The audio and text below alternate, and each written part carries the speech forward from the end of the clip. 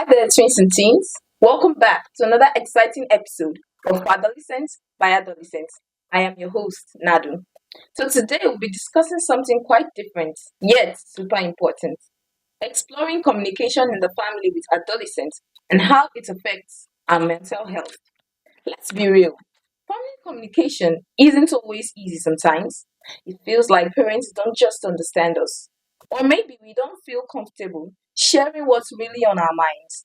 But have you ever wondered how the way we talk and connect with our families affect our mental health? In this episode, we'll discuss why open and honest communication in the family matters, how misunderstanding and lack of communication can lead to stress, and what we as adolescents can do to build better relationships with our family members. And so stay tuned, it's going to be an enlightening conversation. With me here today is, My name is Nyen Adomi. wow, Yen Adomi. Okay, Benjamin Lilibet. Benjamin Lilibel. You're all welcome to our podcast show for adolescents by adolescents. Thank you. Before we start, can we understand what communication is and why is it important in a family setting?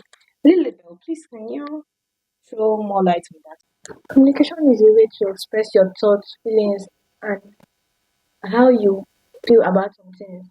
There are some things that your family, your mom, dad, especially siblings, they do to you, and you just feel like throwing them inside the ocean and leaving them there to die. How does communication change at different stages during adolescence? Okay, so I think that the definition of communication that Lilibet gave was really nice. And I will also want to just add that basically communication is passing information and hoping that it's received. So information being sent and received from two parties, right? As adolescents, at different points as an adolescent, I'm glad that I have gone through the adolescent stage. So I'm not just speaking as a psychologist, a professional. Yes, I'm also speaking as one who has been through from experience. So I think that as adolescents, communication changes. For instance, a child who is just born, when they're making requests, sometimes they make it through crying. So you see a child crying and throwing tantrums, you know that they want something, right? But when an adolescent, when they grow to become teenagers, most times they use emotions to request. So they still, Daddy, I want this, Mommy, I want this is wrong with me. Eventually, the adolescent gets to a point in their time where they become aggressive. So they want things they're aggressive about, they are quarreling, they're shouting, give me this, if not, they're throwing tantrums and fighting in the house. So there are different ways. For instance, now when you've grown to a point of an adult like me now, there's nobody that is going to listen to me if I cry. Yeah. Even though my mom is still alive, even if I cry and ask her something, she will not give me that attention. In fact, she will ask me, are you crazy? Something wrong with you? So communication evolves. So the more you grow, the more you advance in life, the more your communication changes. So those are the different forms of communication or ways to communicate as they go. Okay, so possibly, what do you think are the barriers that are common barriers between parents and teenagers during communication? Barriers between parents and teenagers. I think understanding, key understanding, interpretation of what is being communicated is one of the major barriers. And generational gap is another barrier. So let me explain something. What parents used to request from their parents when they were adolescents is different from what adolescents are requesting in today's day and time. So let's say our parents, when they were adolescents, when they requested for things like books, because there were no phones, there was no internet, there was no podcast, there was nothing. So the request they had for maybe clothes and shoe was the highest. Now, During Christmas. especially during Christmas, like we just finished experiencing now. Now, adolescents are requesting for things like, I want the PS5, I want an iPhone 15 or even 16. You want to say something about the request? Requesting for things that are quite expensive, and parents are wondering, like, I never asked for these kinds of things when I was an adolescent, right? So that generational gap has also become a barrier. So parents don't understand why the needs and the demands from adolescents in this day and time is quite different. And of course, interpretation, like I said earlier. A lot of parents don't understand or don't interpret what is being communicated properly. So a child may be requesting for this, but what they actually need is that. But they don't know how to go around it. So they'll do do it in a funny way. So parents need to understand the adolescent in a manner that whatever language they are speaking, they understand it. Thank you very much. So, amidst this, what role do you think effective communication play in shaping the adolescent mental health? What role does effective communication? Okay, so I believe that when an adolescent, so I'm going to respond to that in two ways, right? Okay. Respond as a parent and also as an adolescent, right? So let me start with the bigger person, parent. When parents are able to communicate effectively to their adolescent, then you're sure as a parent that your message is being heard, right? So let me give you an example. Your child is at the age where they're extremely stubborn, and okay, let me use myself as an example. When I was growing up, I was extremely stubborn. This holiday, this December that we just finished, this Christmas we just finished celebrating, right? I met a young girl who reminded me so much of myself. She's an adolescent. She's, I think, 14, 15, about that age. She was exactly like me when I was growing up. Maybe not exactly, because now I look at her and I wonder, was I like that at any point in my life? She was a talkative. I used to talk a lot when I was growing up. She was a talkative. She was extremely stubborn. So what everybody in that household did was that everybody avoided her. So imagine coming for holidays and everybody is leaving you to be on your own because of your so much talking, so much aggression.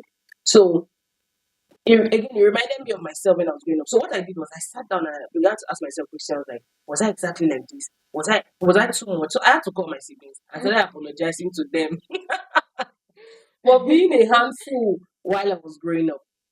Now, where effective communication comes in this scenario is that everybody in the house, like I said, avoided this person. That's not an effective communication.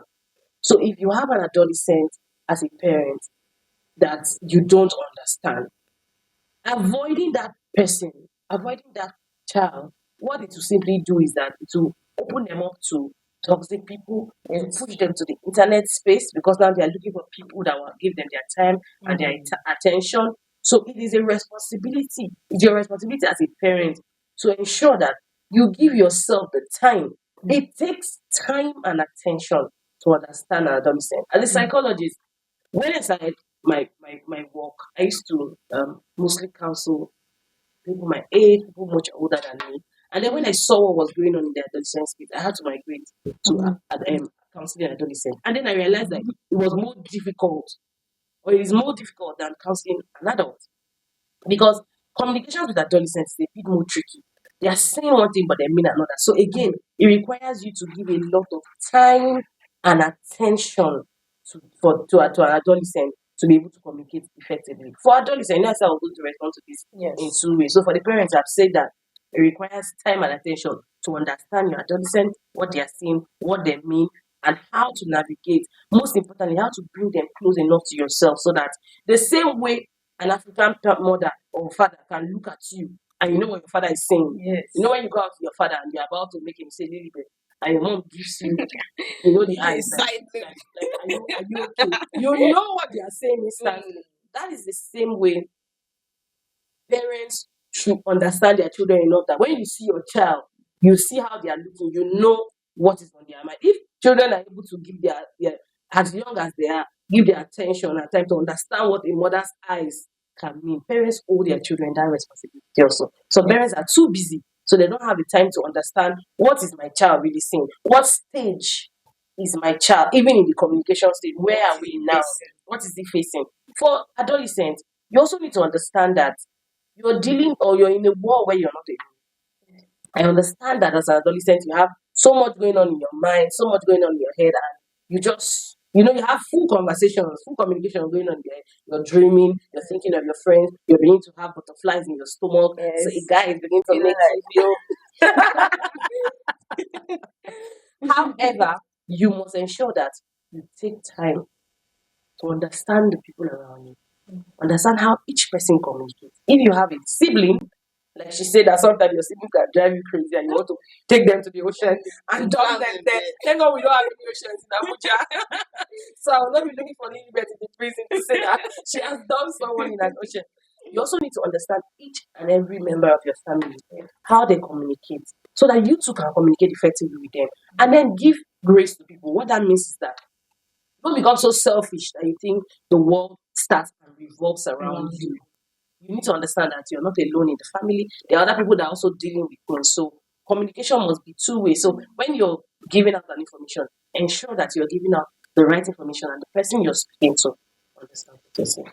Wow, thank you very much. So, Lilibel, back to you. What does a good communication, family communication, or interaction look like to you? How I put it, it looks like when a mother is talking to a child and she tells you, "Don't worry, just tell me, I will not flog you." She will look you in the eye and you will see the empathy, the sympathy in her eyes. But some people, when you look into their eyes, the only thing you can see is if you tell me what I'm looking like at you.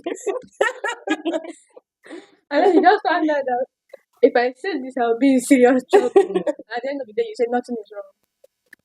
And children are so cramped up with all their emotional struggle and problems because of fear of their parents. It's true. Because most parents, they kind of like, when trying to how will I even put it, to tutor their children into better people, like they find themselves in a situation whereby instead of their children, their words getting to understand them, their words gets to fear them, Yes. and it Yes. somehow instills fear in those Yeah. children. So I get the points that you're speaking. So how has communication changed while you grew older between you and your parents? It has changed a lot. When I was little, there are some things that I would just openly say without even thinking. But now, before you say those things, you would think that, what will be our first reaction? Are you crazy? When you are little, you can ask for a bicycle, you can even ask for a television, and they will say, "Don't worry, I'll get it." But they won't. But when you grow older, you come, like they want a car. Imagine me telling my dad that I want a car. You're going to get a cane Yes. instead of a car. Okay. So how does it feel when your parents understand you, and how does it also feel when your parents misunderstand you? To the first question, when they understand, it feels like you have a new friend. Like you are actually interacting with someone that actually understands what you are going through. When they have empathy on you, they put themselves in their shoes, in your shoes. So it feels like you are communicating with yourself. Because when you're communicating yourself, you understand yourself. So when you're communicating with somebody that actually understands you that well, it feels like you're communicating with yourself. And it feels very good. But the next question, when they misunderstand you, when they misunderstand you, it brings fear. I saw something online, it says characters of parents who make their children very timid. There's some people they give birth to very bold children, and then in the next 4 to 5, 6 years, you see that their children have become Timid. Yeah, very true. Low self-esteem. yeah. I just want to chip in something to the question you just asked on how it feels when your parents understand you and how it feels when they misunderstand you.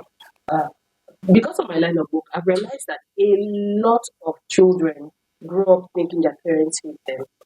Sometimes, some cases is one parent. So some people say like, my father hates me, my mother hates me. I grew up also thinking that my mother hated me because there needed to be that balance. My dad, I love my father. My father loved me, and we had a great relationship. So I think that maybe my mother felt like the man was going to spoil me, and actually he was.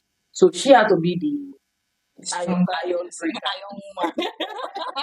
It's no longer Iron Man, it's Iron woman. So I thought she hated me, right? I thought she was doing too much. I thought, why? I could never really communicate with her because it was always fight, right? Now growing up to being the woman that I am today, I am so grateful to God for my mother because some of the values that I've learned in life, I learned it from her. Principles, even habits. Habits of waking up early, praying, reading my Bible. Like it must be done because I woke up seeing my mother do every morning. I saw her wake up every day by 4 o'clock. You can just see her roaming like this when she's praying. I learned that from her. Because she did not understand me when I was growing up, I felt frustrated. I felt she hated me. Then now that you see, the tables have turned. My mother has not changed. Mhm. She's still the same woman. She still does the basketballs and still does the everything. But I have grown. I have Yes. moved from adolescent to adulthood. So I now understand communication better to see that okay, this is love. This is just our own way of showing love. Even though I do wish that African parents, especially mothers, can do better in their interpretation of love and all that. However, parents, on the other hand, needs to understand that if you are showing love to a child in a relationship or in an environment where there's someone else showing them the opposite, it's going to be a big problem. So that child will grow up thinking one person hates me and the other person loves me. So you must balance it. So Yes. I cannot always, as a mother, I should not always be the good guy while my husband is the bad guy. We should make switches at some point so that these children understand that okay, this is not love, this is not hate, this is parenting. Yes. This is parenting. Parenting is different from either of them, you understand? So there must be a balance. You understand? So couples should be able to communicate. Parents should be able to communicate among themselves to ensure that they have that balance. I have a lot of people right now that can swear that their parents hate them. Like there's nothing you can tell them that will make them believe the parents don't hate them because of communication. That's why this podcast is very important, because communication is one of the major gaps that exist between family. So misinterpretation, and an adolescent feels hated or loved, there must be that effective communication. That's why I said that the same way children are able to understand their parents' side eye, same way parents should give attention to understanding what their children are saying, and there must be balance involved. Yes. And in admits what you just said, there are some parents who are single parents and Yeah. they find it difficult, balancing their workload and all that with the effective communication which they are supposed to have with their children and adolescents, with which they lack because they find it difficult to couple it with their work and all that. But with effective communication, you as a parent out there, you are supposed to use this effective communication as a tool so that you can be able to effectively communicate with your words. Okay, Ian, how does poor family communication affect teenage mental health and contribute to issues like anxiety, depression, or low self esteem in adolescents? Okay, so like I said earlier, that a lot of parents do not take enough time to pay attention to their children, their adolescents, right? So parents just get so busy with their day, their activities, that they don't know what is going on in the minds of their adolescents. So when parents, or when there's a poor communication, so I'm not accusing parents, and before they'll come for me and say, hey, you're just dragging parents. How about this stubborn adolescent? Yes. Please, so I'm not dragging you. When there's poor communication between adolescents and parents, it is always the responsibility of the parents to ensure that they are able to resolve the conflict. Yes.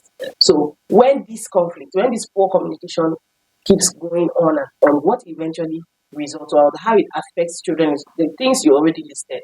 They become anxious, they start dealing with anxiety, they get depressed, they get withdrawn, And low self they esteem. have low self-esteem. So because of the communication, especially in cases where parents are constantly speaking down on their children, and I've seen that where parents comparing their children to other children. Can't you see Kaite had 20 over 20 in her test? Can't you Can't see you do Lilibet? better? See Lilibet is speaking on podcast. Your own, you Yes, will not speak on yes. podcast. See your mate. Exactly. Your own is to sit at home and do that.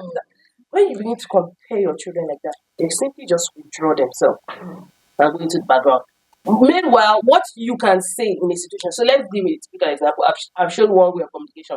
The second way is you call your child, hi Lilibet, how are you? Is it fine? Have you ever thought of speaking? And then Lilibet is like, no, mommy, I don't want to speak. And they'll say, okay, you know what? Okay, give her a magazine, say, read this. Then she reads, you do correction. So you begin to put the interest in her. If you really want her to speak, again, you shouldn't want anything that your child does not want. You're able to have that communication with your children to know that This is what they want. yes, This is what they dislike. beyond what they want, because a lot of adolescents can make mistakes. Like their wants may not be things that is necessary. So, but beyond that, if you understand their personality type, understand where they are going to, understand what the gifts and the talents they are born with, then you can help them as a parent to channel it. However, if I have that communication to say, I think that you'll be a great speaker because I have interpreted my child, so you are my child for this explanation right now. I've interpreted my child to understand that this is our strength. Maybe speaking is our strength. I begin to give her magazines to read. I even bring out my phone once in a while and tell her, "Oh, I want to record you. I want you to do Yes. this." Try to put that kind of Put it in her. So you're not necessarily comparing. So instead of saying this person did it, you rather help and guide that adolescent. So if you don't do this, it begins to affect their self-esteem. in concerning active listening. That is very important in like in the communication between the parents and the teenagers. Yes. So now, what is that particular role that this active listening play in improving the communication between the parents and adolescents? I think, like I said earlier, it just helps you to listen to understand and not to react. So if you're actively listening and paying attention to what you're saying. So I had this client that came to me once and her recovery was so fast. Like it's been a while I had someone who was depressed and suicidal and recovered in a very short time. And one of the things she said that helped her was because I was listening. So we could have a session, and for the first 30 minutes, she's doing all the talking. I'm not even responding, just listening. So what that did for me was that I listened, I understood what she was saying and what she was not even saying. So it was able for me, whenever I now open my mouth to respond, I'm responding because I've taken out of information, I've processed that information, and I'm giving her a solution. So in less than 2 weeks, she was out of depression. Well, out of active depression and suicidal ideation because she's still in and out, but she's no longer thinking of killing herself and all that because it was really intense and serious. So active listening will help a parent understand the perspective that child is coming from, the situation around what they are saying, and even what they are not saying. So because when people are saying things, they are saying things they are saying things and they are not saying things. So for instance, I can say, if Felicia hair is fine, no, it's so beautiful. I don't know who made it. I wish you could make a new one for the new term, but it's so lovely. So I've just literally told her that your hair is old though, but it's fine. Like it's a new term, make a new hair. But if you don't pay, if you're not actively listening, you only hear she will just thank you, thank you. She will not hear the part where I say, I wish you could make a new one. So active listening helps you to understand, interpret, and then your decision or your actions from that understanding will be different. Yeah. So Lilibel, from your own point of view, what role do you think active listening can do to improve communication between the parents and adults, between your mom, your dad, and you? Active listening. It can increase a child's self-esteem. Some people are born with some parents they give birth to very persevering children. They persevere and persevere and persevere, and it gets to a point that they get tired. Yeah. When you try and try and try and try, you know that mommy is not paying attention, but you keep talking and talking and talking. At the end of the day, you ask her for an answer, and she's so. And then you keep talking and talking every day. You keep hearing It gets to the point to say, I beg. It doesn't matter. So, what final words do you have for somebody who might be watching you out there now that is also feeling this enthusiasm that I'm feeling? I'm sure you want to start with Okay, Lilibel. So I'll steal her ideas. This podcast has been very interactive and helpful to me, and I'm sure that it has been helpful to listeners. So everybody out there, say thank you for listening. That's it. So my final words is thank you for listening. I'm joking. I know I was supposed to steal her words, so thank you for listening is what I'm thinking.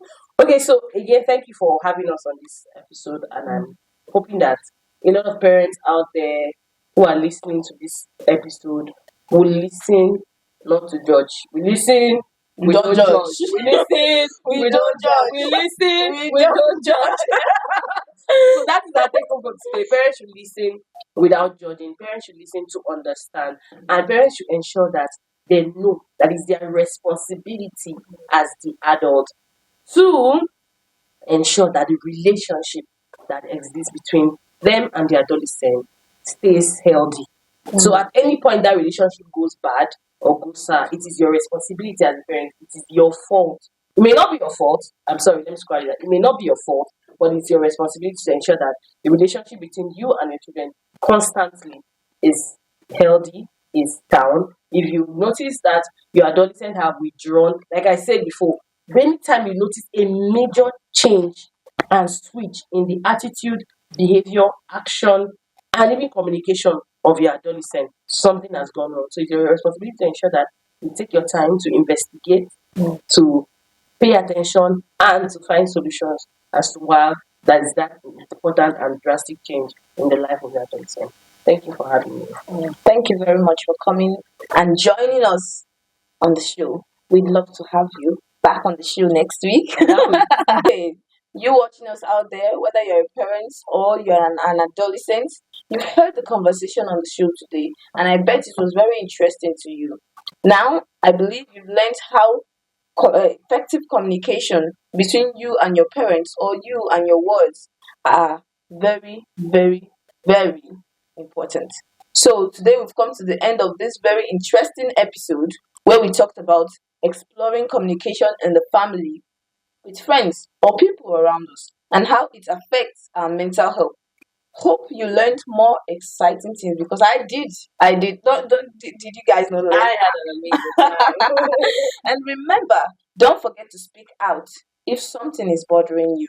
And also, don't forget to like, share, comment, or post this episode so people around you can learn how to communicate effectively with their adolescents. Until next time, see you. Bye. Bye.